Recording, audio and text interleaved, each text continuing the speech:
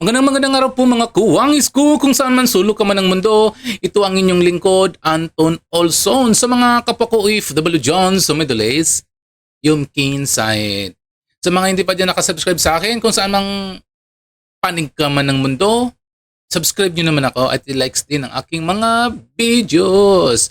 Ngayon, ang gandang-gandang pag-uusapan natin. Tingnan mo, si Trillanes pati si John Remulla nagkakasagutan, parang sinabihan po ni John Remulla, parang hindi na lang niya madiretsa na si Trillanes ay isang pugante. Kasi sa pagka-trililing kasi ni Trillanes, pinipilit niya kasing ulihin si Senator Bato. Paano daw ulihin? Wala para namang warrant of arrest. Tapos daw, kung alam daw naman daw ni alam naman daw ni Trillanes kung saan nang tatago si Bato, dapat daw ituro niya kasi nga sanay naman si Trililing na magtago kasi ang time na yun nagtago naman talaga si Trililing isang puganit na naman talaga si Trililing, nagtago talaga yan yung panahon ni yung panahon ni Gloria Macapagal, nagtago naman talaga yan. Tapos ngayon nabaktuyo siya kasi nga ang lakas ang loob niya na magsalita tungkol sa mga nagtatago na dapat ulihin. Ngayon nabaktuyo siya ni Remulla. Alam mo na si Remulla, may saya din to Ambitious sa rin tong, di ba? Tatakbo to bilang tatakbo to pagka-presidente. Di ba yun ang nagiging usap-usapan? Kaya ngayon, gigil na gigil si Trillanes kay Remulla. Si Remulla, gigil din tuloy, nasabihan ka ng pugante. Ito po na rin po natin ang kanyang mga pahayag po ni Jombek Remulla. Ang dami pa nilang napag-usapan yan tungkol kay Bantag, tungkol kay kung sino pa niya namang nagtatago, kay Saldico, kay Bongbong Revilla. Si Bongbong Revilla, kakrus naman niya ni Jombek Remulla, pero talaga si Trillanes, bibida-bida talaga. Ito po ang kanyang litanya ni Jombek Remulla. Sabi niya, ang dami na nawawala. Si Bantag, si Leonardo, eto ngayon, si Bato de la Rosa, si Atong ang daming nawawala, hindi naman nila nahanap. So I hope he's doing his job. Exact quote. Okay, that's number one, ang dami na namin na-aresto. Diba?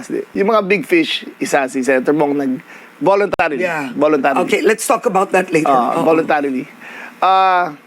Sana makita naman ni Senator Trillanes na yung tamang ginawa namin sa lahat ng SunWest na aresto namin, lahat ng DPWH, lahat yan na aresto.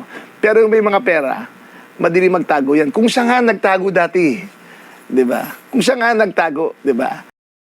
Alam niya kung paano magtago, di ba? So, Ba't alam ng mga senador magtago? No? well, siya alam. Kung siya nga nagtago dati, hindi siya mahanap, di ba? So, alam niya rin yan. Alam niya kung paano gawin yan. So, kung alam niya kung paano magtago, dapat siya magturo sa amin. Paano magtago? Sige, kunin namin. Help us na lang. If you think you have the solution, then be part of the problem solving. Diba? Okay, pero eto muna tayo, Bato de la Rosa. Frankly speaking, there is no warrant. There's is none. there? Ay, hindi ko maintindihan kay Senator De La Rosa. Senator Bato. Hindi, Senator Trillanes. Hanapin doon namin si Bato. Ano nga hanapin namin? Di ba? Alam namin nasa Davao siya. Pero wala naman kami warrant of arrest. Wala. So, bakit namin nahanapin? Ba't namin na-arrestuhin? Kung gusto niya mag-citizen's arrest, di ba? Kung tingin niya sabi niya kasi may warrant hindi siya mag-arrest. Siya magdala dito, di ba? May warrant ba? Wala pa ako nakikita. Wala pang dumadating sa DILG, sa DOJ, sa PCTC, sa DFA. Wala pang dumadating. So, in our eyes, there is no warrant. But in Bato, si Bato siguro may alam siya. Then why did your brother, the ombudsman, say there was a warrant? According to him, may nagpakita sa kanya ng kopya ng communication na magkakaroon ng warrant. Oo. So, that is the basis. So pero soft copy yun. Na you third need hand. the actual I copy. need the actual copy. So he is in Davao, He is in Davao. but not in hiding. He in hiding. Takot sa sarili niya kanino He is in hiding in Davao. He goes from motorcycle from one town to another through his friends. He doesn't stay in one place. Pero yung pamilya niya ando doon. Kasi magkapit-bahay kami sa sa Cavite, sa Silang. Siguro 500 meters ang abandoned na yung bahay niya ron. Wala nang kotse, wala lahat. Alam namin lahat, pati mga apo niya, nasa Davao na. Paikot-ikot na siya, nakamotor. Abandoned house in Six Cavite.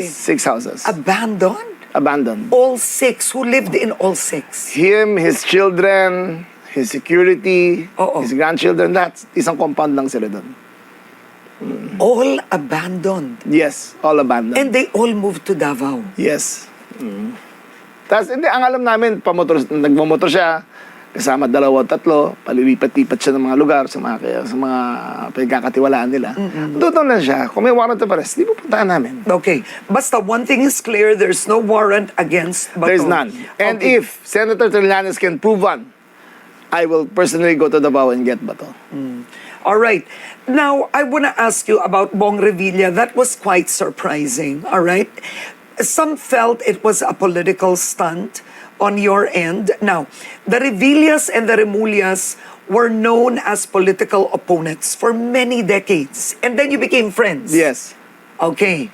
How did that surrender happen? Take us behind the scenes. Ano kasi kami ni Bong, we've been political allies for the last 20 years. And we become very good friends. Inaanak ko yung si Jolo. So just to be clear, inaanak ko yung kapatid niya, kay Senator Ramon. Diba? So just to be clear, inaanak ng dad ko si Jolo sa Binyag. So there's a lot of cross relationships already. Tapos vice governor ko yung anak niya.